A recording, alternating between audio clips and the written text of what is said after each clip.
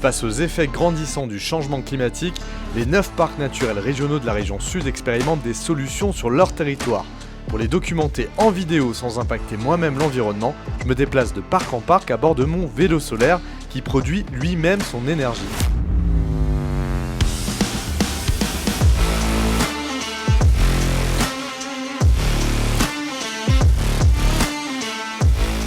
Salut! Pour rejoindre mon prochain tournage, j'ai une centaine de kilomètres à parcourir entre le parc naturel régional du Verdon et celui de la Sainte-Baume. En France, 30% du territoire est recouvert de forêts, mais l'ONF tire le signal d'alarme. Entre sécheresse et incendie à répétition, jusqu'à un tiers de la forêt est directement menacée de dépérissement sur les 10 à 20 prochaines années. Le changement climatique, on le voit, on le subit. Et d'année en année, je vois les arbres dépérir, je vois les arbres mourir. On est tellement habitué à voir des arbres qui se portent mal qu'on en vient à considérer que des arbres à qui il manque la moitié de leurs feuilles sont des arbres qui se portent normalement, alors que nous qui les mesurons régulièrement, on sait qu'ils ne se portent pas bien du tout.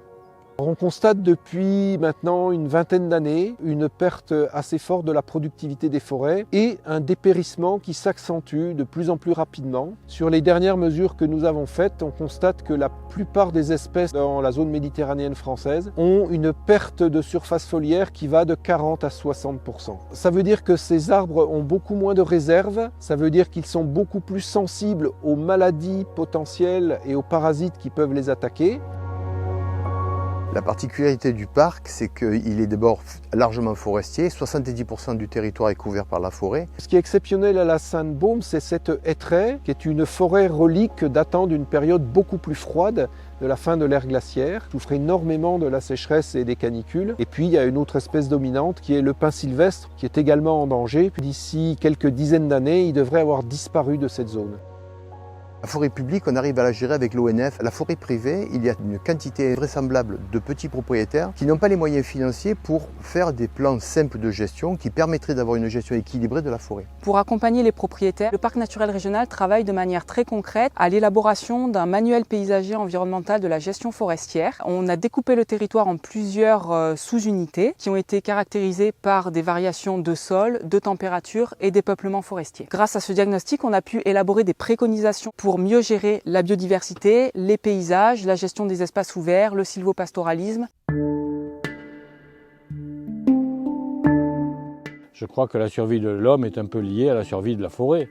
Donc moi, ce que je voulais, c'était avoir une forêt dans laquelle la biodiversité soit l'élément majeur. La gestion qu'applique Guy Farnarié à sa forêt est un modèle de ce qu'il faudrait faire dans beaucoup de forêts de la région. Moi, je la vois en bonne santé parce qu'il y a un nombre d'espèces différentes absolument considérable. Juste là, on est à la lisière, on n'est même pas encore dans la forêt. On voit au moins une demi-douzaine d'espèces différentes. Les grandes actions ont été de permettre une forêt qui soit très diversifiée en espèces et qui permette une bonne régénération. Pour ce faire, il a fallu effectivement faire de l'abattage.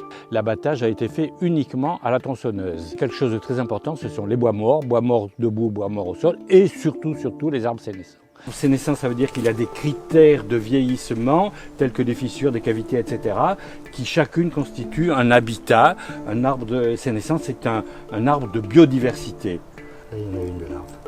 Là, on la voit bien. Bien entendu, quand une forêt est riche et vivante et en bonne santé, il y a tout le cortège sous-forestier, végétal et animal qui est présent. Et il y a un très grand nombre d'animaux qui circulent dans cette forêt, que je vois, que j'enregistre, que je filme. Cette forêt, moi, j'ai pris un certain nombre d'engagements, parfois contraignants, mais qui font que je crois que pour les décennies à venir, elle est à l'abri. Et n'oublions pas que les forêts constituent le deuxième puits de carbone juste après les océans. Il est donc aussi urgent et vital de les préserver pour l'avenir de l'humanité. L'aventure de parc en parc continue. Cette fois, on va changer littéralement de décor direction Marseille pour rejoindre le parc naturel régional de la Camargue, où on va voir comment les équipes du parc travaillent pour lutter contre les submersions marines. Alors à très vite!